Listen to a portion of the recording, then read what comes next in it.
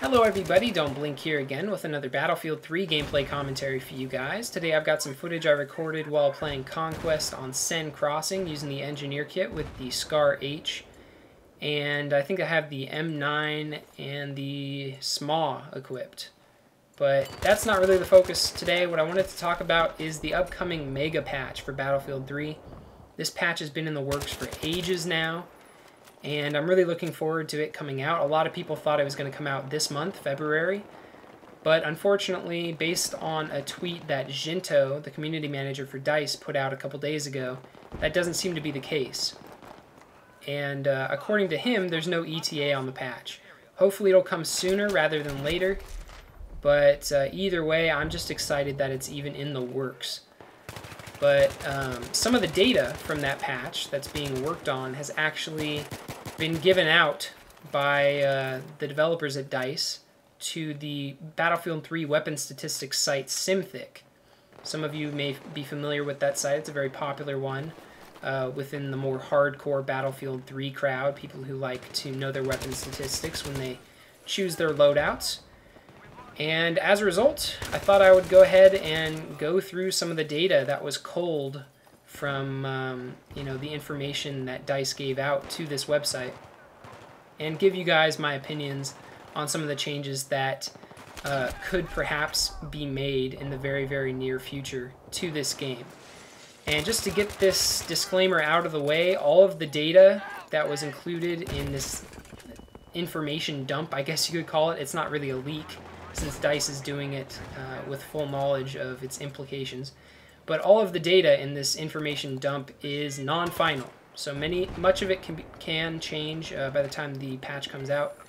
So take it with a grain of salt, but this is the best information we have right now on what's going on with the upcoming patch.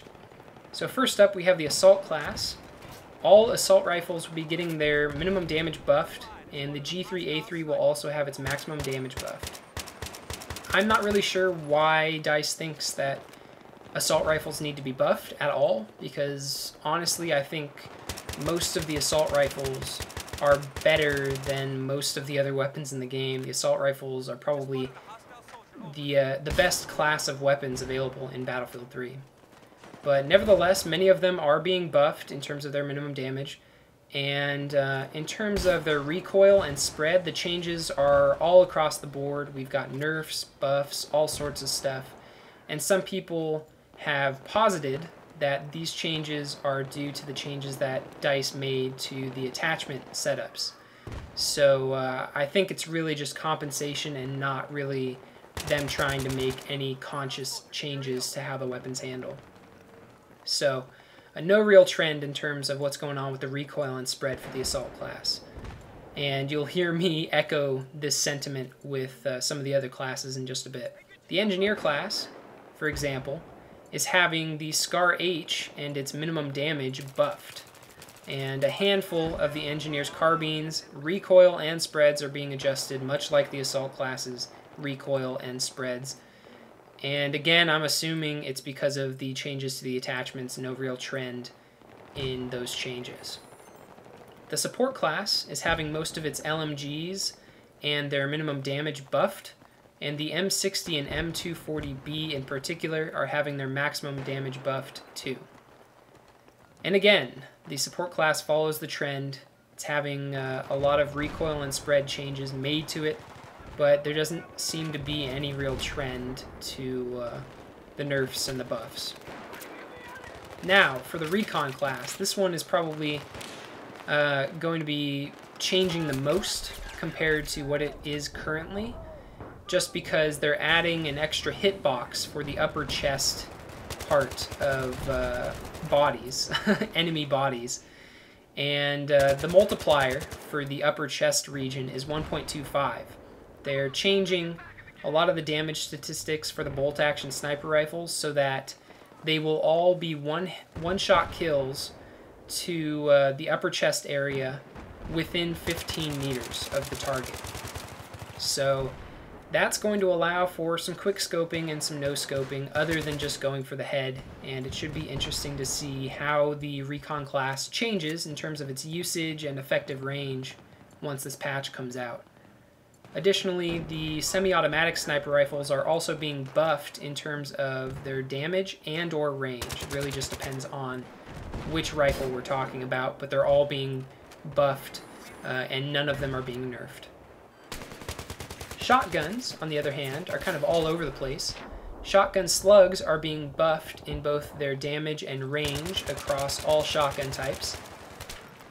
Meanwhile, the data on frag rounds for automatic and semi-automatic shotguns is still being analyzed, which is unfortunate because I know that's one of the hot topics within the community. People are really hoping to see frag rounds get seriously nerfed. I would not I would not shed a tear if frag rounds became a thing of the past. I think they are a nuisance and don't have any place in a supposedly skill-based first-person shooter.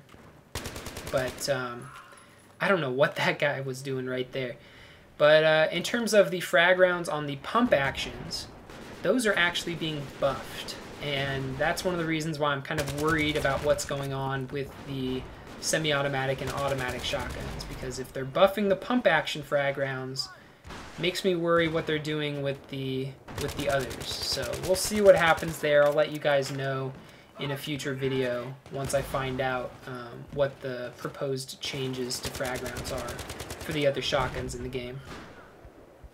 And finally, in the shotgun category, both buckshot and flechette rounds are having their damage nerfed, but their range buffed. So I'm thinking DICE wants fewer one-hit kills, but you know, they want to add a little bit of utility to the shotguns, so at greater ranges you'll actually be able to kill some people in maybe 2 or 3 shots. I don't know, but you know, I'm actually happy about that change.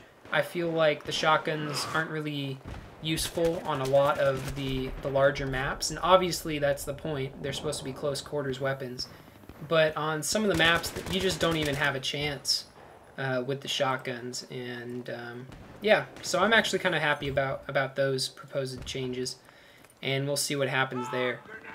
Next up we have the Pdws. Many Pdws are having their minimum damage buffed, but their range reduced.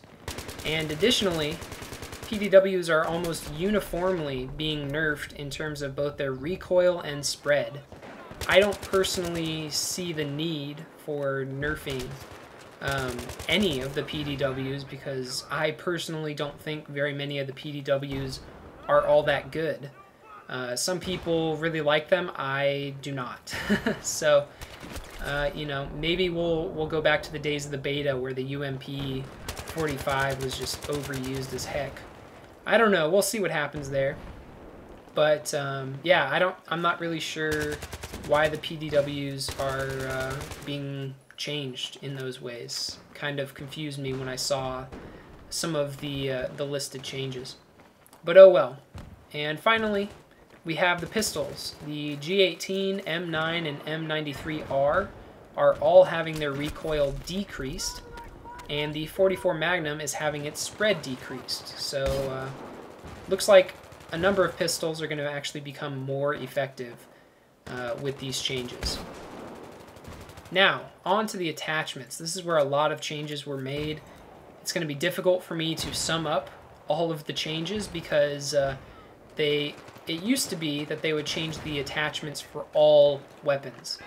And now DICE is going in and fine-tuning the attachments on a per-weapon basis, which would require a day and a half to fully explain to you guys.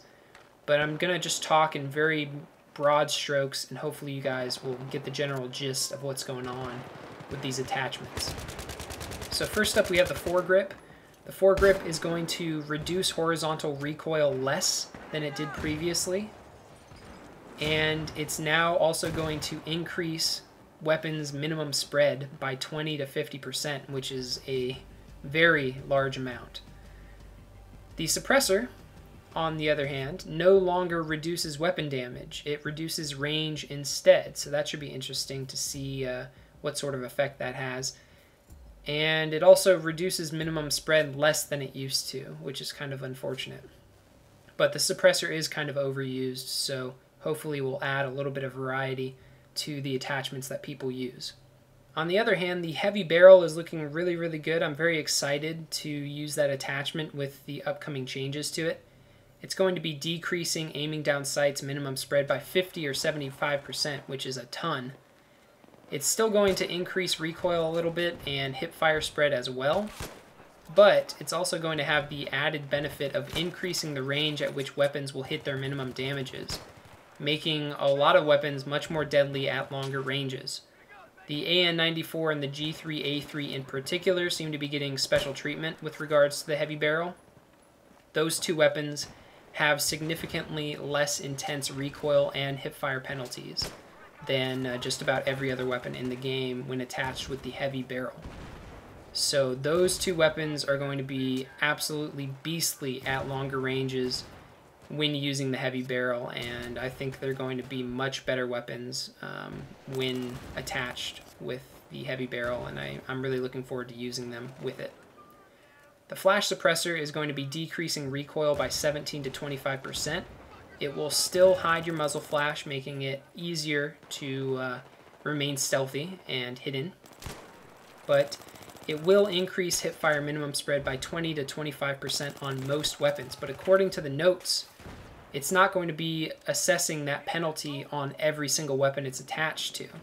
So once I figure out which weapons it won't be assessing that penalty on, those are going to be the weapons that you want to use the flash suppressor on, because having that recoil reduction will definitely be very helpful on some weapons.